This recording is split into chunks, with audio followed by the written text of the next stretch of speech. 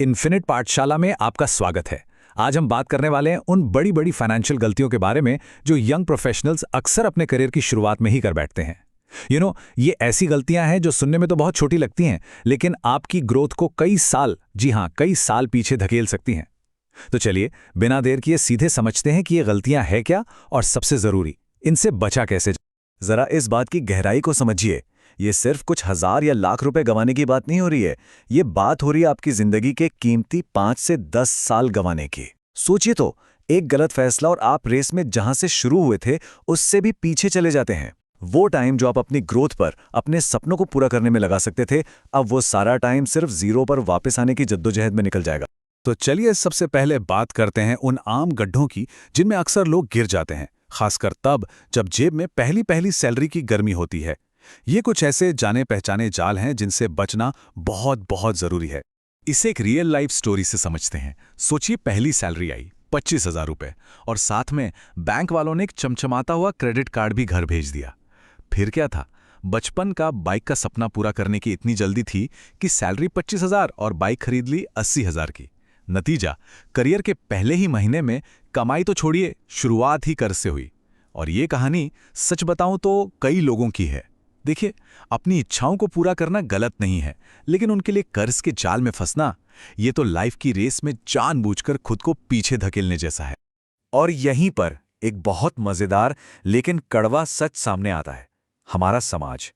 आप लोन लेकर एक नई चमचमाती गाड़ी घर ले आइए, आपके फोन पर बधाइयों की बाढ़ आ जाएगी, लोग पार्टी मांगने लगेंगे। लेकिन वही पैसा अगर आप किसी एसआईपी या म्यूचुअल फंड में लगा दें तो 4 लोग आकर ज्ञान जरूर देंगे। अरे भाई, इतना रिस्क क्यों ले रहे हो, पैसा डूब गया तो। मतलब समाज आपको लायबिलिटीज यानी देनदारियां बनाने पर शाबाशी देता है, लेकिन एसेट्स यानी संपत्ति बनाने पर सवाल उठाता है। इस सोशल प्रेशर को समझना और इससे ऊपर उठना फाइनेंशियल समझदारी का पहला कदम है। इस एनालॉजी को देखिए, जिंदगी एक रेस की तरह है ना? हम सब अपने अपने गोल्स की तरफ भाग रहे हैं, लेकिन जैसे ही आप कर्ज लेते हैं, आप आगे भागने के बजाय उल्टा भागना शुरू कर देते हैं। पहले तो आपको भागकर वापस स्टार्टिंग लाइन यानी जीरो पर आना होगा। और सोचिए, तब तक बाकी लोग आपसे कितना आगे निकल चुके होंगे। कर्ज आपकी स्पीड कम नहीं करता, वो आपकी डायरेक्शन ही बदल देता है। और इसका जो गणित है ना, वो तो और भी क्रूर है। मान लीजिए आपके पास 100 रुपए हैं और आपने 50% का नुकसान कर दिया। अब आपके पास बचे 50 रुपए। अब इन 50 रुपए को वापस 100 बनाने के लिए आपको 50% का प्रॉफिट नहीं चाहिए, आपको चाहिए पूरे 100% का प्रॉफिट। मतलब गिरना आसान है, पर चढ़ाई दोगुनी मुश्किल। इसीलिए तो कहते हैं कि पैसा कमाना जरूरी है, लेकिन पैसा न गंवाना उससे भी कहीं ज्यादा जरूरी है। चलिए, प्रॉब्लम्स की तो बहुत बात हो गई, अब बात करते हैं सॉल्यूशंस की।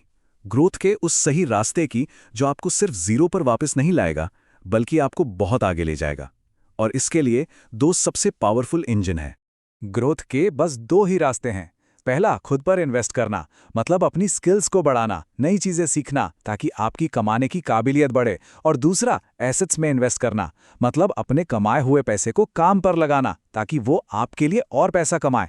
ये 2 पहिए हैं, और जब ये दोनों एक साथ घूमते हैं ना, तभी जिंदगी की गाड़ी तेजी से आगे बढ़ती है। खुद पर इन्वेस्टमेंट की ताकत का एक जबरदस्त उदाहरण सुनिए। एक एम्प्लॉय थे जो एक कंपनी में MIS का काम करते थे और महीने के 18,000 कमाते थे। उन्होंने एक ऑनलाइन कोर्स से एडवांस्ड एक्सेल सीखा, और फिर क्या था, उन्होंने एक्सेल सिखाना और फ्रीलांसिंग का काम शुरू कर दिया। आपको यकीन नहीं होगा, सिर्फ 18 से 20 महीनों के अंदर उनकी महीने की कमाई 3 लाख रुपए तक पहुंच गई। अब सोचिए, कौन सा म्यूचुअल फंड या स्टॉक आपको इतना रिटर्न दे सकता है? आपकी स्किल्स में किया गया इन्वेस्टमेंट आपको हजारों गुना रिटर्न देने की ताकत रखता है। ये बात आज के डिजिटल दौर में बिल्कुल सटीक बैठती है। आप दिन भर अपने फोन पर क्या देखते हैं, किन लोगों को फॉलो करते हैं, असल में वही आपकी सोच और आपके भविष्य को बना रहा है। अगर आपकी फीड सिर्फ एंटरटेनमेंट, मीम्स और गॉसिप से भरी है तो दिमाग उन्हीं चीजों में उलझा रहेगा। लेकिन अगर आप अपनी फीड को नॉलेज, बिजनेस और ग्रोथ की बातों से भरते हैं तो आपका दिमाग अपने आप उन मौकों को ढूंढने लगेगा। अपनी संगत और अपनी फीड को बदलिए, आपका भविष्य खुद ब खुद बदल जाएगा। अब आते हैं दूसरे इंजन पर, यानी कंपाउंडिंग पर। इसे दुनिया का 8वां अजूबा भी कहते हैं, लेकिन इसका जादू देखने के लिए चाहिए पेशेंस यानी धैर्य। इस 21 साल के उदाहरण को देखिए। पहले 7 साल में आपको टोटल प्रॉफिट का सिर्फ 9% मिलता है, अगले 7 साल में 29%, और असली धमाका तो आखिरी के 7 सालों में होता है, जब आपके टोटल प्रॉफिट का 71% हिस्सा बनता है। कंपाउंडिंग दोस्त स्प्रिंट नहीं है, ये एक मैराथन है। और यहीं पर कंपाउंडिंग की ताकत और हमारी असलियत का फर्क सामने आता है। कंपाउंडिंग का जादू देखने के लिए दशकों का धैर्य चाहिए, लेकिन इंडिया में एक एवरेज SIP सिर्फ 18 महीने ही चल पाती है। लोग उस पॉइंट तक पहुंच ही नहीं पाते जहां से पैसा तेजी से बढ़ना शुरू होता है। ये तो कुछ वैसा ही हुआ जैसे कोई किसान बीज बोए, मेहनत करे और जैसे ही फसल काटने का समय आए वो अपना खेत बेचकर चला जाए। पैसा कमाना और उसे बढ़ाना, यह आपकी फाइनेंशियल स्ट्रैटेजी का ऑफेंस है, यानी आक्रमण। लेकिन कोई भी अच्छी टीम सिर्फ ऑफेंस से नहीं जीतती, उसे एक मजबूत डिफेंस यानी बचाव भी चाहिए। तो अब बात करते हैं अपनी मेहनत की कमाई को सुरक्षित करने की। ये लाइन आपको अंदर तक हिला सकती है, लेकिन ये एक कड़वी सच्चाई है। हमारे देश में 95% परिवार ऐसे हैं जिनकी सालों की बचत और मेहनत बस एक बड़ी मेडिकल इमरजेंसी में खत्म हो सकती है। आपकी बनाई हुई दौलत का महल बहुत कमजोर है अगर उसकी नींव में सुरक्षा की दीवारें नहीं हैं। तो ये सुरक्षा की दीवार बनती कैसे है? इन 3 कदमों से, और प्लीज इसी ऑर्डर में। सबसे पहले, एक अच्छा सा हेल्थ इंश्योरेंस। ये ऑप्शन नहीं, मजबूरी है आज के टाइम में। दूसरा, एक टर्म इंश्योरेंस, ताकि खुदा ना खास्ता आपको कुछ हो जाए तो आपका परिवार सड़क पर ना आए। और तीसरा, कम से कम 6 महीने के खर्चों के बराबर का एक इमरजेंसी फंड। ये तीनों चीजें जब आपकी चेकलिस्ट में टिक हो जाएं, उसके बाद ही आपको एग्रेसिव इन्वेस्टमेंट के बारे में सोचना चाहिए।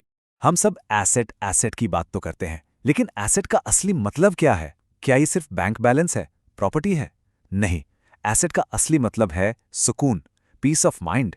ये वो एहसास है कि अगर कल कुछ बुरा हो भी गया तो मेरे और मेरे परिवार के सिर पर एक छत होगी।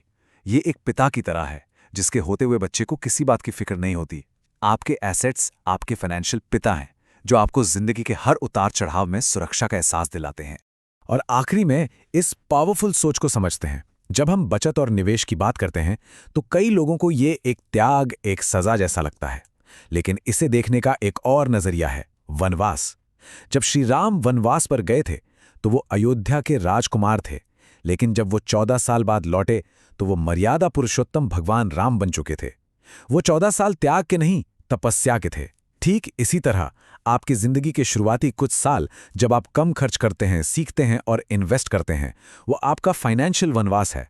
और ये तपस्या आपको भविष्य के लिए और मजबूत बनाती है। तो हम आपको इसी सवाल के साथ छोड़े जाते हैं। अपने जीवन का ये फाइनेंशियल वनवास आपको खुद चुनना होगा। ये 2 साल का हो सकता है, 5 का या 7 का। ये आप पर है कि आप कब और कितनी ईमानदारी से इस अनुशासन को अपनाते हैं। आप जितनी जल्दी और जितनी लगन से अपनी ये तपस्या पूरी करेंगे, आपका आने वाला भविष्य उतना ही शानदार होगा। और हाँ, एक जरूरी बात, यहां दी गई सारी जानकारी सिर्फ एजुकेशनल उद्देश्यों के लिए है। सभी निवेश बाजार के जोखिमों के अधीन होते हैं, इसलिए कोई भी निवेश करने से पहले प्लीज अपने फाइनेंशियल एडवाइजर से सलाह जरूर लें। देखने के लिए धन्यवाद, कृपया बने रहें।